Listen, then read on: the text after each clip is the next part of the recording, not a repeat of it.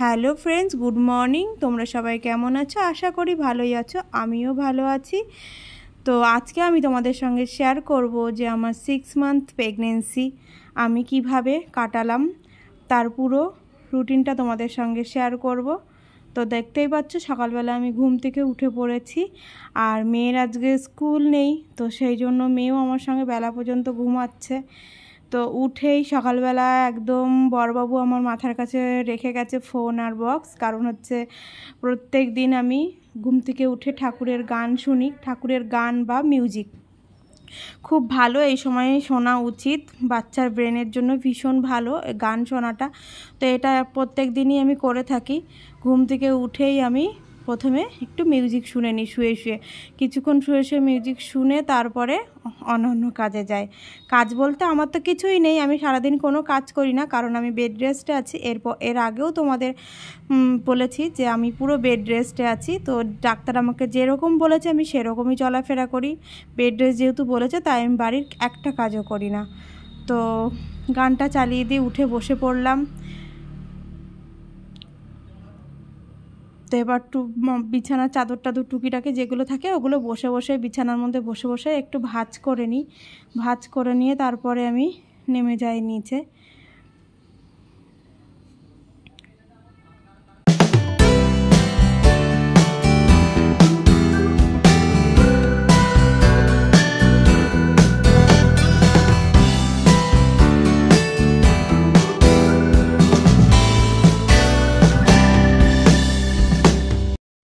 এরপরে নিচে নেমে আমি সকালবেলায় 20 মিনিট মতো আমি ঘরের মধ্যে হাঁটাহাঁটি করি। তো দেখতেই পাচ্ছ 20 মিনিট মতো ঘরের মধ্যে হাঁটাহাঁটি করি। আর বাইরে যা বৃষ্টি নেমেছে, যত জামা কাপড় সব ঘরের মধ্যে মেলতে হচ্ছে খাটের উপর দিয়ে। আমাদের ঘরের একদম বাজে অবস্থা, বাইরে বৃষ্টি নেমে আছে। আর আমার সঙ্গে দেখো মেয়েও বদমাইশি করে করে হাঁটছে। তো তারপর দেখো বক্সটা হাতে করে নিয়েই সোজা চলে এসেছি। ব্রাশ করব এখন। তো আমি আর মেয়ে দুজন মিলে একসঙ্গে ব্রাশ করে নেব। তো দুজনে ব্রাশ করে তারপরে দুজনে একসাথে খেয়ে নেব। অন্যদিন মেয়ের স্কুল থাকলে ওকে আগে স্কুলে দিয়ে আসা হয়, তারপরে আমি খাই, কারণ আমার মেয়ের তো মর্নিং স্কুল। ও বাড়ি থেকে 7:40 বেরিয়ে যায়। যেহেতু আজকে বাড়িতে আছে তো সারাদিন এরকম পায়ে পায়ে থাকবে, আমি কি করব সারাদিন। আমার মেয়ে জানো তো আমার ভীষণ খেয়াল রাখে, ভীষণ কেয়ার করে। সারাদিন একটু এদিক থেকে ওদিক হলেই আমাকে বকাবকি করে। তো ব্রাশ করে নিলাম। আমাকে বকবে, হ্যাঁ তুমি আস্তে, আমি যদি একটু উঠি লাফিয়ে ঝুঁপিয়ে, তুমি আস্তে ওঠো, তুমি আস্তে ওঠো, মানে ওর বাবা যেরকম করে ও সেরকমই করে। যেহেতু আমার অনেক প্রবলেম আছে প্রেগনেন্সিতে, তো ডাক্তারের কথা মতো আমি পুরো চলি, আর ওর বাবা সারাদিন আমার খেয়াল রাখে সেটারই। আর মেয়ে দেখে দেখে সেটাই শেখে। তো এরপরে যেহেতু আমার সুগার আছে, তোমরা জানো হয়তো যারা যারা আমার ভিডিও দেখো, তো সেই জন্য আমাকে প্রত্যেক দিন সকালবেলা বড়বাবু উচ্ছের রস বানিয়ে দেয়। তো সকালবেলা দেখো একটা থালি তৈরি করে দিয়েছে আমাকে, ডিম সেদ্ধ, উচ্ছের রস, ভেজানো ছোলা আর ভেজানো আমন্ড। তো প্রত্যেক দিন সকালবেলা এটা আমি খাই। তো খাওয়ার আগে আমার রয়েছে সকালবেলা খালি পেটে ওষুধ। তো সকালবেলা প্রত্যেক দিন এই ওষুধ খালি পেটে, মানে এই মাসে দিয়েছে, সব মাসে তো খালি পেটে ওষুধ থাকে না, যেরকম মাসে সে দেয় সেরকমই খাই। তো এই মাসে আমাকে দিয়েছে খালি পেটে ওষুধ। তো সকালবেলা খালি পেটে ওষুধটাকে খেয়ে নিলাম। ওষুধটা খেয়ে এবার যে দেখলে থালিটা আমাকে সাজিয়ে দিয়েছে, ওই থালিটা এক এক করে খেয়ে নেব। তো সবার প্রথমে ওষুধটা খাওয়ার পরেই সবার প্রথমে আমি খেয়ে নিলাম উচ্ছের রসটা। তো মেয়ে বাড়ি থাকলে মেয়েকেও একটু করে খাইয়ে দিই, কারণ উচ্ছের রসটা খাওয়া সবার শরীরের পক্ষেই খুবই ভালো। তো মেয়ে বাড়িতে আছে বলে আজকে মেয়েকেও একটু জোর করে খাইয়ে দিলাম। আর মেয়ের জন্য আমি রোজ আমন্ড দিই, 2টো করে আমন্ড আমি প্রত্যেক দিন মেয়ের জন্য বাবা ভিজিয়ে রাখে, আমি ওকে দিই খেতে আমন্ডগুলো। তো আমন্ড খাওয়া কিন্তু স্কিনের জন্য খুবই ভালো। তো মেয়ে খেতে চায় না যদিও, তো আমি জোর করে আমন্ডগুলোকে খাওয়াই, নিজেও খাই। নিজেও প্রত্যেক দিন সকালবেলা 4-5টা করে ভেজানো আমন্ড খাই, রাতে ভিজিয়ে রাখা হয়, সকালবেলা সেটাকে আমি ছুলে খেয়ে নিই। তো তোমরাও চেষ্টা করবে আমন্ডটা খাওয়া। ভালো, আমন্ডটা খাওয়া ভালো সবসময়, শুধু যে প্রেগনেন্ট বলেই আমন্ডটা খেতে হবে অন্য সময় নয়। তো সেটা নয়, আমন্ডটা সবসময়ই খাওয়া ভালো। আমন্ডটা সবার পক্ষেই খুব ভালো, আর বিশেষ করে যাদের সুগার আছে তাদের জন্য আমন্ডটা ভীষণই ভালো। তো তারপর দেখতেই পাচ্ছ ডিমটা খেয়ে নিচ্ছি, সেদ্ধ ডিম। অবশ্যই কিন্তু আমি কুসুমটা খাই না, কুসুম খেলে কুসুমের সুগার বাড়ে, তো সেই জন্য আমি কুসুমটা খাই না। তো আমি কুসুমটা খেলাম না বলে মেয়েও বলছে আমিও কুসুম খাবো না, তো মেয়েও খেলো না, ও যদিও কুসুম পছন্দ করে না। ও রান্না করা যে ঝোলের কুসুমটা হয় ওটা খেতে খুব ভালোবাসে, ওটা ভাতের সঙ্গে মেখে খায়। কিন্তু এমনি সেদ্ধ যে এমনি ডিমটা সেটা কুসুমও খেতে চায় না, রোজ জোর করে খাওয়াতে হয়। আর এখন যেহেতু আমি খাচ্ছি না, সেখানে তো একটাও ছুতো পেয়েই গেছে যে তুমি খাচ্ছ না, সেই জন্য ও খাচ্ছে না। তো ওকে একটু খেজুর খাইয়ে দিলাম সকালবেলা, আর আমি তারপরে ভেজানো ছোলাগুলো খেয়ে নিচ্ছি।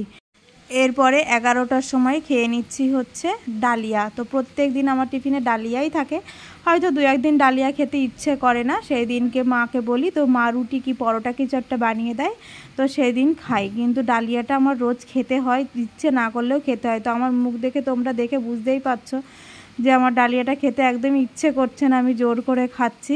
তো কিছু করার নেই, এখন একটা মা হওয়া তো মুখের কথা নয়, একটা মা হতে গেলে অনেক কষ্ট করতে হয়। তো কথাতেই আছে মা হওয়া মুখের কথা নয়, তো সেই জন্য একটু কষ্ট করতেই হবে।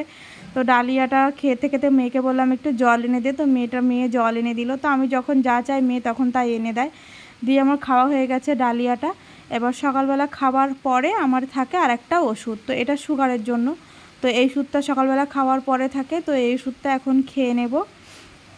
তো দেখলে তো আমি কিন্তু জল চাওয়ার সঙ্গে সঙ্গে মেয়ে কিন্তু দৌড়ে গিয়ে আমাকে জল এনে দিল। তো আমার মেয়ে কিন্তু আমাকে প্রচুর হেল্প করে। তো আমার মেয়ের এখন 8 বছর চলছে, মানে 7+, 8 বছর চলছে।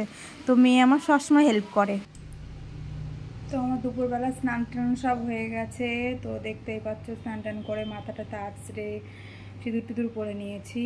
তো এখন এই ঠাকুরের বইটা পড়বো, এটা আমি প্রতিদিন পড়ি। তো প্রেগনেন্সিতে ঠাকুরের যে কোনো বই পড়া উচিত, ঠাকুরের বই। তো আমি যেটা পড়ি সেটা হচ্ছে দেখো কৃষ্ণের অষ্টোত্তর শতনাম। তো এই বইটা আমি রোজ টান করে পড়ি। তো তোমরাও যারা প্রেগনেন্ট তারা পড়ো, মানে প্রেগনেন্সিতে ঠাকুরের বইটা পড়া খুবই ভালো। তো আমি এটা পড়ি, এটা আমার মেয়ে পেটে থাকতে এরকম সেম একটা বই আমার ননদ আমাকে এনে দিয়েছিল। তো সেই বইটা হয়তো আমার মেয়ে কোথাও ফেলে দিয়েছে, পরে এটা আমি আবার মায়াপুরে গেছিলাম ঘুরতে, তখন কিনে নিয়ে এসেছি। তো এটা আমি প্রতিদিন পড়ি। তো চলো বইটা পড়ে নিই, তারপরে খেতে যাব। হে কৃষ্ণ করুণা সিন্ধু দীনবন্ধু জগৎপতে গোপেশ গোপিকাকান্ত রাধাকান্ত নমস্ততে। হরে কৃষ্ণ কৃষ্ণ কৃষ্ণ হরে হরে, হরে রাম রাম রাম হরে হরে। শ্রী শ্রী কৃষ্ণের অষ্টোত্তর শতনাম। জয় জয় গোবিন্দ গোপাল গদাধর কৃষ্ণচন্দ্র সুখী রাখিল নাম দেব সৃষ্টি স্থিতি ধ্রুবলোকে নাম রাখে ধ্রুবেশ সারথী নারদ রাখিল নাম ভক্তপ্রাণ বিশ্বদেব নাম রাখে লক্ষ্মীনারায়ণ সত্যভামা নাম রাখে সত্যের সারথী জাম্বুবতী নাম রাখে দেবচত্তাপতি বিশ্বামিত্র নাম রাখে সংসারেশ্বর রাহল্য রাখিল নাম পাশানুদ্ধার ভগমণি নাম রাখে জগতহরি পঞ্চমুখে রাম নাম গান্তিপুরারি কুঞ্জকেশী নাম রাখে বলি সদাচারী প্রহ্লাদ রাখিল নাম নৃসিংহ মুরারি বশিষ্ঠ রাখিল নাম মুনি মনোহর বিশ্বাবসু নাম রাখে নবজলধর সম্পর্ত রাখে নাম গোবর্ধনধারী প্রাণপতি নাম রাখে যত বোজনারী অদিতি রাখিল নাম চলিত হইলা বামন দ্রৌপদী লজ্জারি কইলা নিবারণ অসত্য শতনাম যে করে পঠন অনায়াসে পায় রাধা কৃষ্ণের চরণ ভক্তবাঞ্ছা পূর্ণ করে নন্দে নন্দন মধুরায় কংস কলঙ্কায় রাবণ বাকাসুর বধ আদি কালিয় দমন দ্বিজ হরিদাস অয়নাম সংকীর্তন। তো এই যে দুপুরবেলা বই টই পড়া হয়ে গেছে আর দুপুরের খাবার খেতে বসে গেছি। তো খাবারে কি কি রয়েছে এই দেখো। তো চলো ব্যাক ক্যামেরায় দেখাচ্ছি যে খাবারে আজকে কি কি রয়েছে। তো দেখতেই পাচ্ছ বন্ধুরা দুপুরবেলার খাবারে আবার ডালিয়া। তো প্রথমে ভাত দিয়ে দিয়েছিল ভুল করে থালাতে, আমি বললাম আমি ভাত খাবো না, আমি ডালিয়াই খাবো। তো তারপরে আবার ভাতটা তুলে ওই থালাতেই ডালিয়া দিয়েছে। তো একটা দুটো ভাত সেই জন্য থালার মধ্যে রয়েছে, আর সাথে রয়েছে পুঁই শাকের ঘ্যাট আর মাছের ঝোলটা নিয়ে নিয়েছি ডালিয়ার সঙ্গে, ওটাই খাবো। খাওয়া দাওয়া হয়ে গেছে, এখন আবার ওষুধ রয়েছে, এই যে এই ওষুধটা এখন আবার খেতে হবে দুপুরে খাওয়ার পরে। তো ওষুধটা খেয়ে নিই, রাখতো যায় এটা ওষুধের বাক্সে রাখামটা।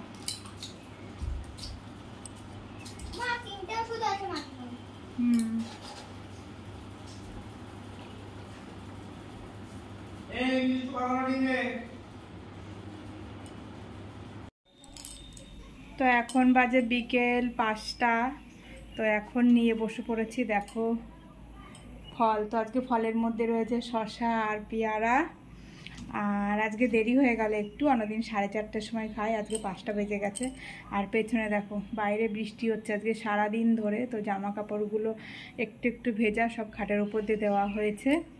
তো এখন ফলটা খেয়ে নেব, প্রতিদিন ফলটা খাই বিকেলবেলা করে, তো আজকেও ফলগুলো খেয়ে নেব। তো চলো আবার পরে আসছি। তো সুগারের জন্য আমি বেশি মিষ্টি ফল খেতে পারি না, তো এই ধরনের ফলই আমি খাই। আর মাঝে মধ্যে আপেল আর বেদানাটা খায়। তো ফল টল খেয়ে নিয়েছি, দিয়ে আধ ঘন্টা পরে এই যে প্রোটিন বিস্কুট, এই যে ডাক্তারবাবু দিয়েছেন, তো এই প্রোটিন বিস্কুটটা রোজ খাই আমি একটা করে। তো একটা প্রোটিন বিস্কুট খেয়ে নেব এখন।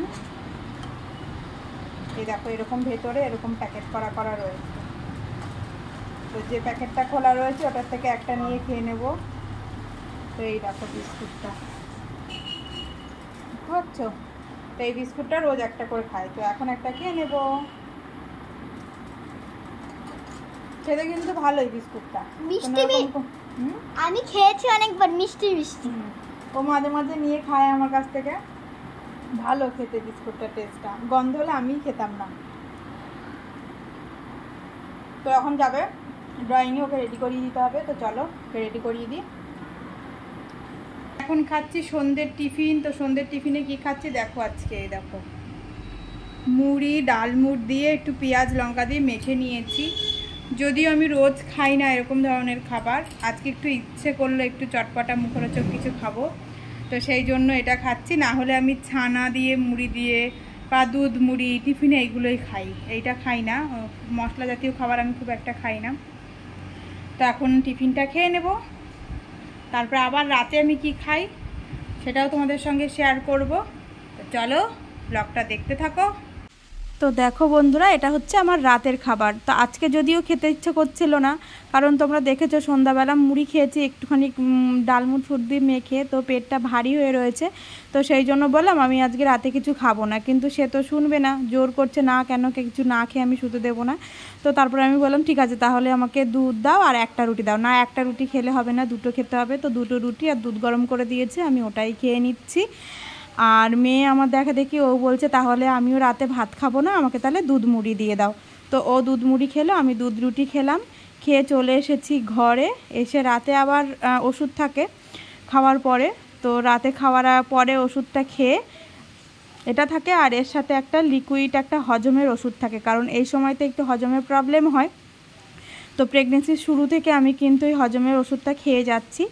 আর পরে একটা চেঞ্জ করে অন্য দিয়েছিল, তো সেটা খেতে আমার একদম ভালো লাগছিল না। তো ডাক্তারবাবুকে গিয়ে বললাম, সেই টনিকটা পুরোটাই আমি ফেলে দিয়েছি, মাত্র একদিন খেয়েছি। তো ডাক্তারবাবু বললো তাহলে আগে যেটা খাচ্ছিলে সেটাই খাও। তো দেখো ওষুধটা ঢালতে গিয়ে একটু পড়ে গেল নিচে, কিন্তু আমি তো মুছতে পারবো না। তো আমি মুছলে বাবা বকাবকি করবে, তো পরে এসে ওর বাবা মুছে দেবে। তো আমি ওষুধটা খেয়ে নিলাম। তো ওষুধটা খেয়ে নিতে গিয়ে আমার হাত থেকে যদি এখন কিছু পড়ে যায় না, আমার ভীষণ খারাপ লাগে, কারণ আমি সেটা তো পরিষ্কার করতে পারি না। তো ওষুধটা পড়ে গেছিলো দিয়ে ভীষণ খারাপ লাগছিলো। আর এখন না বৃষ্টির মধ্যে হাত থেকে একটু মিষ্টি জাতীয় কিছু পড়লেই পিঁপড়ে ধরে যায়। তো ওষুধটা খাওয়ার পরে আমি ঘরে এখন আবার হাঁটাহাঁটি করে নেব 10-15 মিনিট মতো, কারণ মানে খেয়ে দিয়ে সঙ্গে সঙ্গে শোয়াটা উচিত না, একটু হজমের তো প্রবলেম হয়ই। তো সেই জন্য খেয়ে দিয়ে আমি 15 মিনিট মতো হেঁটে নেব, হেঁটে তারপরে আমি আবার ঘুমিয়ে পড়ব। তো এটাই হচ্ছে আমার 6 মান্থ প্রেগনেন্সি ডেলি রুটিন। এইভাবেই আমি চলাফেরা করি, ডাক্তার যেভাবে বলেছে সেভাবেই মানি। কোনো রকম কোনো কাজ করি না ঘরের। কোনো দিন ইচ্ছে হলে টুকিটাকি হয়তো একটা তরকারি করলাম, তাও সব গুছিয়ে দেয়, তারপরে আমি করি। তো ব্লগটা কেমন লাগলো, ভালো লাগলে অবশ্যই পাশে থেকো, সাথে থেকো, টাটা।